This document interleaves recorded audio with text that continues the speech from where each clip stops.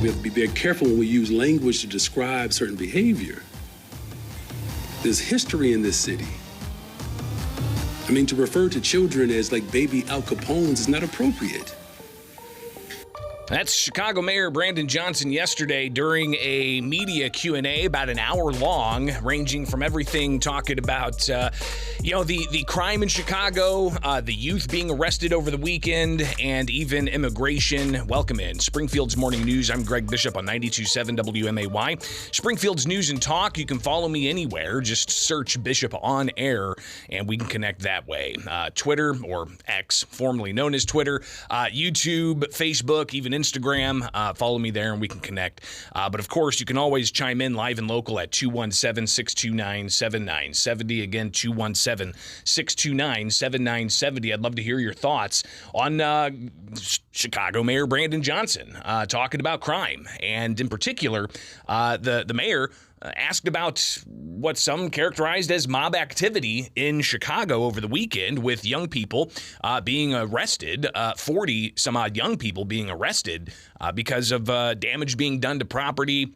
Apparently, one store was looted. The mayor says that they were able to disrupt another store that was possibly being looted. So the questions during this hour-long conversation with Mayor Johnson ranged from, first off, are we going to see you more?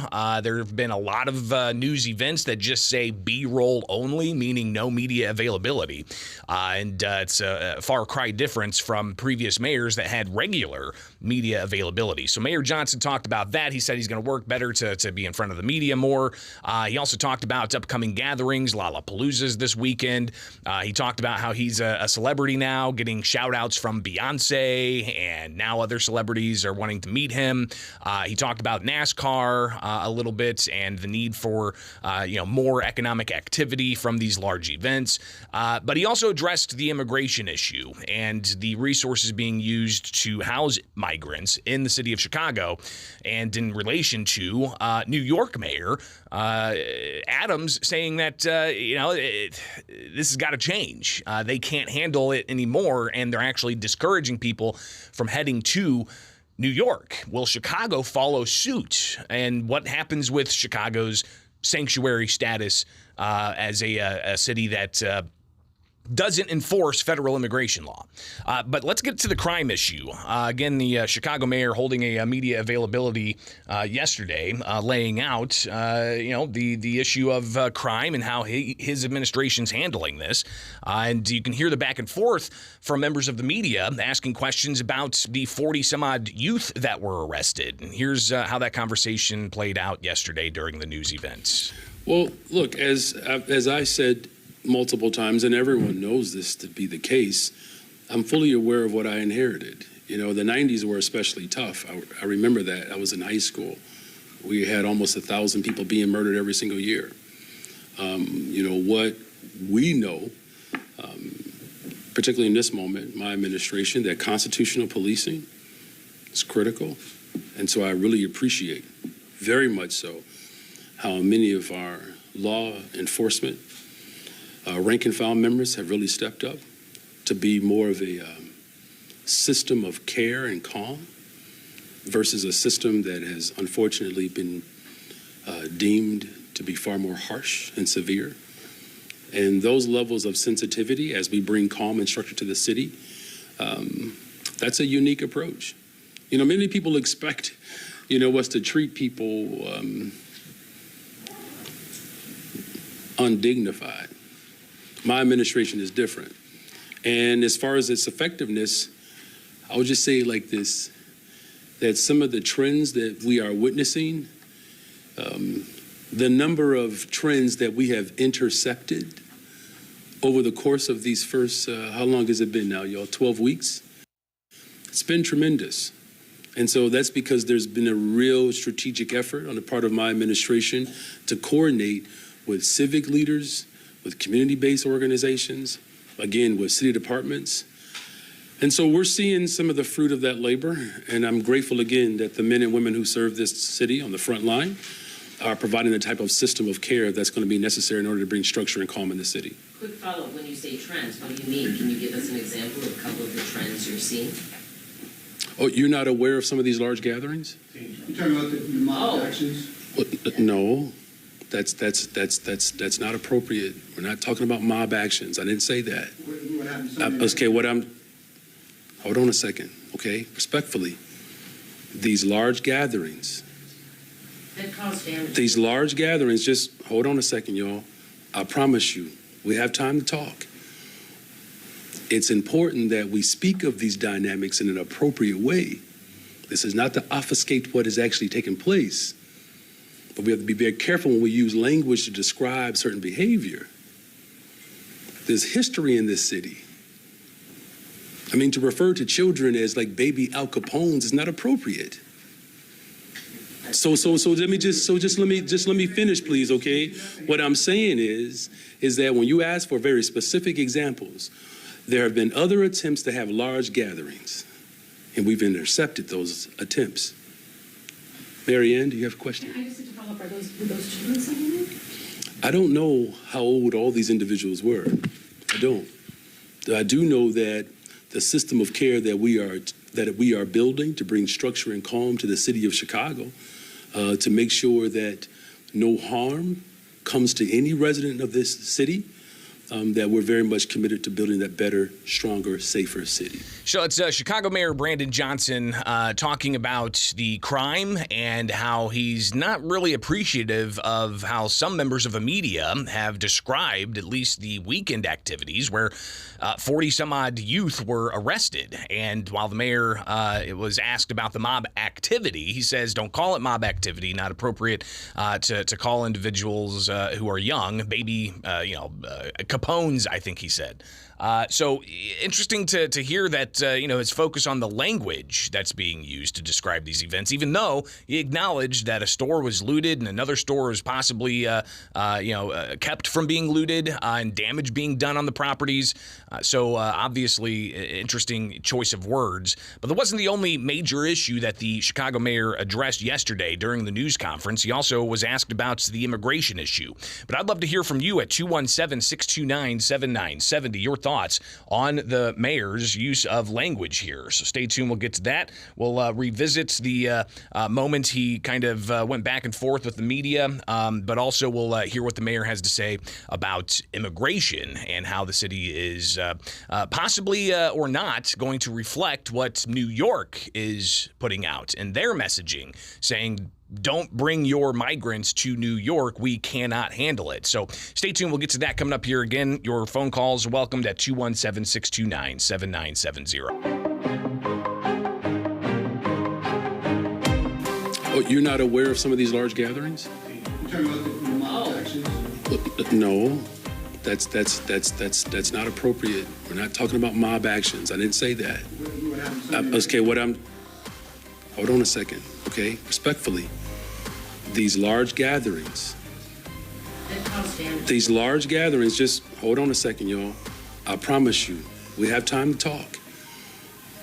It's important that we speak of these dynamics in an appropriate way. This is not to obfuscate what is actually taking place, but we have to be very careful when we use language to describe certain behavior. There's history in this city. I mean, to refer to children as like baby Al Capones is not appropriate. Let's hear your calls at 217-629-7970. Chicago Mayor Brandon Johnson, not too keen on members of the media calling what happened over the weekend and previous weekends mob activity of groups of youth. And who knows how old they are? They could be 16 to 25. Who knows? But, I guess we got to look at the detailed arrest records from over the weekend where 40-some-odd people were arrested. And the mayor did later on acknowledge that there was property damage. There was a store that was looted and another store that was possibly prevented from being looted. But that's not the only thing going on in Chicago. So you can sound off on that, 217-629-7970, live and local. But you got other issues in the city of Chicago, including the issue of migrants being bused from the southern U.S. border to the Windy City. And the latest numbers out are that it's about 12,000 in the past year that the city of Chicago has received. The state of Illinois has already given tens of millions of dollars to the city of Chicago for housing. The city of Chicago itself has already spent tens of millions of dollars on housing, and they're looking at moving, migrants from one location to another, especially when you've got the issue of Lollapalooza this weekend. And the mayor insists that they're not moving these migrants because of Lollapalooza, but rather to get them into more appropriate spaces. But on the migrant issue altogether, you've got New York City that's actually put out messages from their mayor, Eric Adams, saying that stop sending your migrants to New York. We don't have the resources to handle this. So obviously that's a question now posed to Mayor Johnson yesterday. Does he have a similar position when it comes to the message that needs to go to migrants to not come to Chicago, which is a sanctuary city like a lot of these other large cities that are having issues? Some call it a crisis. Mayor Johnson referred to it as a dynamic. But here's Mayor Johnson out of Chicago talking about the migrant issue and how to best handle this moving forward, especially the question being posed, are you going to reflect what Mayor Adams out of New York had to say about this and what's going to happen here moving forward with the status of sanctuary city for the city of Chicago? I had a chance to spend some time, like I said, with three other mayors of the larger cities in America. And, what New York has embraced over these last several months, I believe they're up to almost 100,000 migrants. And so, I can't speak for his decision, but I certainly, have used his, as well as Mayor Bass's and Mayor Turner's experiences as a way to reflect on that very question.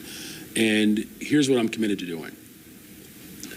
Honoring the law of being a sanctuary city and building systems of care that provide a pathway with dignity for individuals who are seeking refuge and hope here in the city of Chicago to find a real experience that leads them to a healthy life.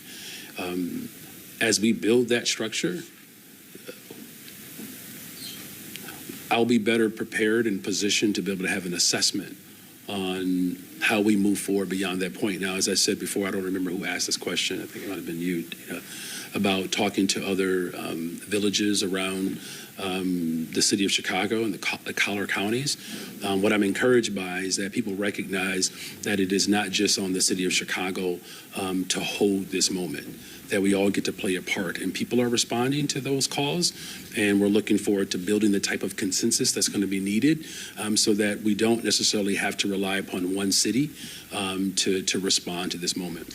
So obviously, there's a lot of ongoing conversation that's going to be needed about resources and how the city is going to expend resources and what kind of collaboration there's going to be with other cities. But you don't really hear much by way of changing the national conversation and possibly closing the border, strict border enforcement. You don't hear that. Instead, you hear more about, well, we need to allow for these migrants here to, get jobs. We need to spend more taxpayer resources on healthcare, on housing. So these types of things are where the conversation's at, instead of focusing on the controlling the border or maybe clamping down on asylum seekers. Because one of the problems that people have is they feel that a lot of these individuals who are, quote, seeking asylum are doing it improperly, or they're just plainly lying that they're seeking asylum. Because there's a specific threshold for if you're seeking asylum. Typically it's fear for your life, you're being persecuted, and a variety of other things that really do impact the quality of life. But people are concerned that the migrants crossing the southern U.S. border and being housed in cities across the country aren't being honest about their asylum status. So let's get a call here at 217-629-7970. Before the news, good morning. You're on WMAY. You got the issue of the crime and him saying don't call mobs, baby Capones, but also the migration issue. Good morning. What are your thoughts? there's an important word, and it's actuality. I think the progressives have a fantastic heart, but they use their reality to override what is actuality. They make sanctuary cities, and I believe that Texas and all these other border towns should ship every single person that comes across this country and gets in here and is a migrant. And there are illegal aliens, by the way. Sanctuary cities are the ones that say, come here, and then we should ship every single one of them to every single sanctuary city. Not collar counties, not those cities. But what if those cities in some of these collar counties have declared themselves welcoming cities or sanctuary cities? I mean, the state itself is a sanctuary state because state law prohibits local law enforcement from enforcing immigration detainers if that's the sole reason to go and pick somebody up. Then let them experience what's actually the truth. Okay, yes, if that's what's going to happen, if their reality is to accept all of these people from all of these countries, then what's going to actually happen is what is actually happening in Chicago. There are many, many, many, many little enclaves where they're being put that are seriously upset about all of a sudden, 2,700 people being dumped into their neighborhoods, and then those people are paid millions of dollars, where the people that grew up there for generation after generation are just told to pound sand. So they're gonna deal with actual truth. Reality can be your reality and my reality. Sure. Perception can be your perception and my perception. Right. But what's actually going to happen is you actually have to feed them. You actually have to clothe them. You actually have to provide sanitary conditions. You actually have to put them in neighborhoods where they do not fit. None of them speak English. None of them know American culture. None of them want to speak English. None of them want to learn American culture. Hopefully they will. But the fact of the matter is progressives are going to have to live with actual truth in their face. And I like this mayor. I think he's extremely bright, and he's trying to parse his answers correctly, not to get put into a little peg hole, which is smart. But he's going to have to deal, as is all these progressives or woke or whatever we call them nowadays, they're going to have to deal with actual truth. And that actual truth is a lot of taxpayer resources are going to go towards this issue when those taxpayer resources could be used for other things like paying off pension debt, fixing streets, helping with welfare, helping with police, and a variety of other things. Appreciate your call this morning. Very well put. Got to take a break, though. That's all we got for this segment. And, of course, you can follow along anywhere and catch up on previous segments. Just find me online on X, previously known as Twitter, on YouTube, on Facebook. Just search Bishop on Air.